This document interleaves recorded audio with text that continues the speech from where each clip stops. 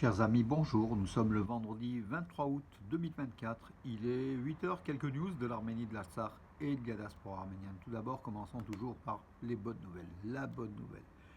La deuxième équipe d'Arménie, après il y a quelques jours, donc Noah Yerevan, s'était imposé 3-0 en phase de play-off, en phase de barrage de l'UEFA Conference League, donc les football, hein, ce sont les championnats européens des clubs. Euh, voilà, Noah Yerevan qui a pris une sérieuse option pour se qualifier en phase de poule en fait, hein, de l'UEFA Conference League. Et Noah Yerevan tombera donc avec des grands clubs européens, hein, donc après le match retour, en cas de victoire ou en cas de qualification, parce qu'en fait, il faut que l'équipe en face mette 4 buts pour se qualifier, ce qui est comme Noah a une sérieuse option pour la qualification. Hier soir, au stade républicain d'Yerevan, Punik Yerevan, le deuxième club arménien, qui est toujours engagé donc, dans les qualifications, en play-off toujours, en barrage. Punik Yerevan s'est imposé 1-0 face au champion de Slovénie, qui s'appelle Selji, NK Selji. 1-0, c'est une petite option, donc match retour la semaine prochaine.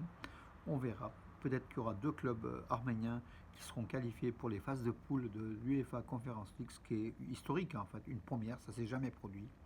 Punik Yerevan s'était donc qualifié pour les phases de poule il y a 2 ans de cela. Voilà, c'était un exploit.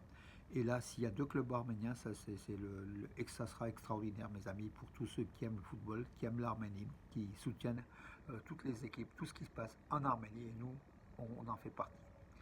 Voilà pour le football, mes amis. L'Observatoire Romano, donc comment dire, l'Observatoire Romano, c'est le journal officiel du Vatican qui avait fait un article scandaleux par une journaliste payée par Bakou, qui avait évoqué donc l'héritage des Albans, Albanais du Caucase, pour parler des églises arméniennes de l'Artsakh, des églises et monastères. Elle avait utilisé le terme Harabar au lieu de Karabakh. Enfin bon, c'est uniquement c'était une commande de Bakou en fait, hein. Elle avait dû être payée par Bakou pour faire ce reportage publicitaire, plutôt de la propagande azérie. L'Arménie a porté plainte par le biais de son ambassadeur, a vu le directeur de l'Osservatore Romano, oui. Et puis voilà, maintenant le Vatican étudie donc le mettre en deux, donc le fait de mettre en doute la nature arménienne de ces monuments liturgiques arméniens donc de l'Artsakh. Le Vatican a ouvert une enquête. A ouvert une enquête pour justement déterminer en fait l'origine arménienne. Il fallait même pas une enquête, mais bon là le Vatican c'est comme ça. Ils ont ouvert une enquête pour faire pour en fait un contrepoids à l'article qui avait été publié donc, dans l'Osservatore Romano, qui parlait des Albanais du Caucase, un peuple chrétien disparu en fait, voilà, pour dire l'origine des monuments, des lieux de culte arméniens au Karabakh. L'objectif de Bakou est de faire oublier la présence arménienne sur ces terres où ils habitaient depuis des millénaires, hein, voilà. C'est le cardinal Claudio Gherotti, qui est le numéro 3 du Vatican, qui sera suivi de cette affaire-là. Nous, on suivra aussi. Donc, voilà, on suivra donc ce qu'il adviendra du Vatican par rapport à par rapport à cet article.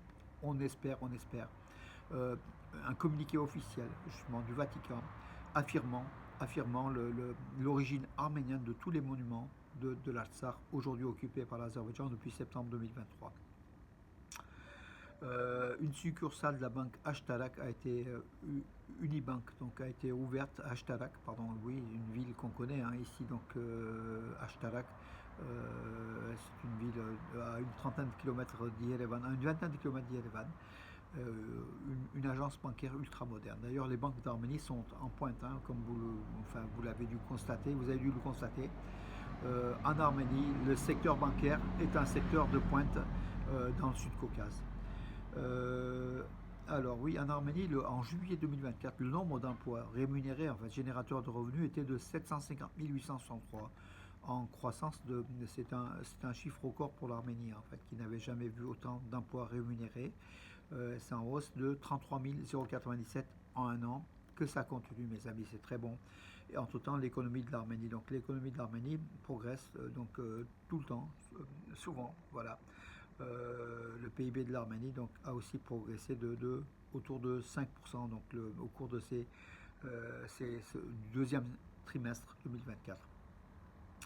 La construction de l'autoroute, d'une route en fait, une grande route à 4 voies en fait, frontalière avec l'Arménie d'une trentaine de kilomètres qui va relier la Géorgie à l'Arménie puis à l'Azerbaïdjan, est une bonne chose pour débloquer justement les communications de l'Arménie. Voilà, pour 250 millions d'euros, la Géorgie va entreprendre cette route qui sera construite dans les 30 mois qui viennent. Il faut un certain nombre de... C'est un processus en fait, 30 mois.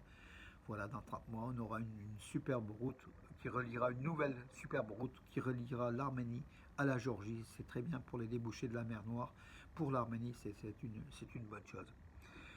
La restauration des monuments de la région de Sunik au sud de l'Arménie, cette région convoitée par l'Azerbaïdjan, comme vous le savez, avec le corridor, le corridor du Zangezur, hein, que l'Azerbaïdjan veut faire passer absolument. Voilà, cette région-là, qui est une région stratégique clé de l'Arménie, les monuments arméniens sont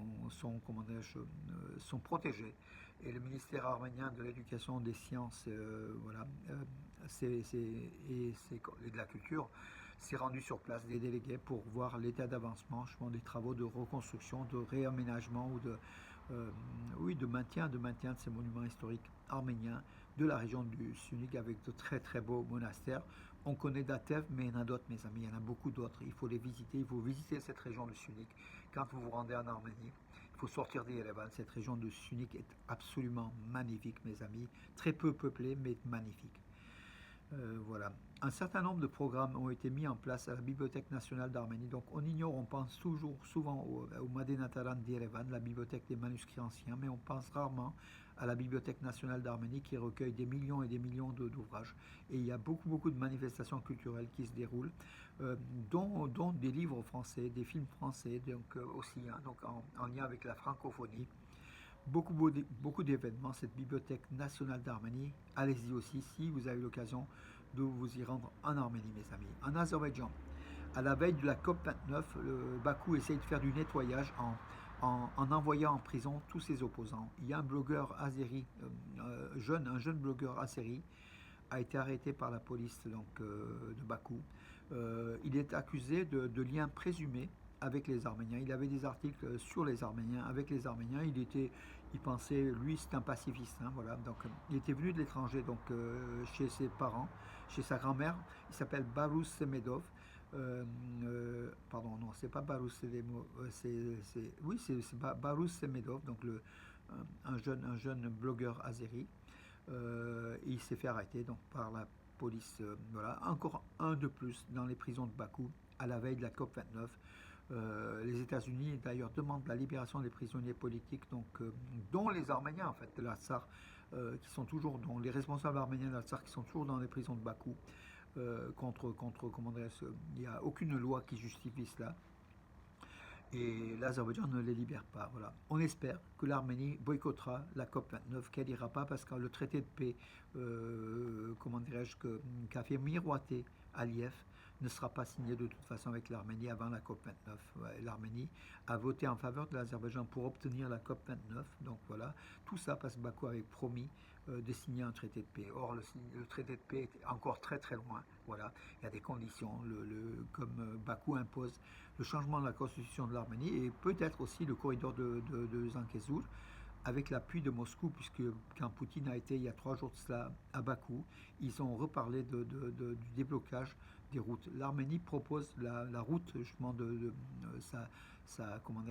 son plan de déblocage avec la route de la paix en fait, hein, voilà, de carrefour de la paix. Or, l'Azerbaïdjan revient avec la Russie a priori sur le Zangezur, il veut un passage extraterritorial, c'est-à-dire que les citoyens azéris qui passeraient par cette route ne soient pas contrôlés en Arménie même par les Arméniens. Voilà, Bakou veut une route extraterritoriale, un corridor dont l'Arménie perdrait la souveraineté du contrôle du passage de ces routes, ce qui est impossible pour Yerevan. Voilà mes amis pour aujourd'hui, j'en ai terminé. Je vous donne rendez-vous à demain. Je vous souhaite une bonne journée, une journée chaude, ensoleillée. À demain mes amis.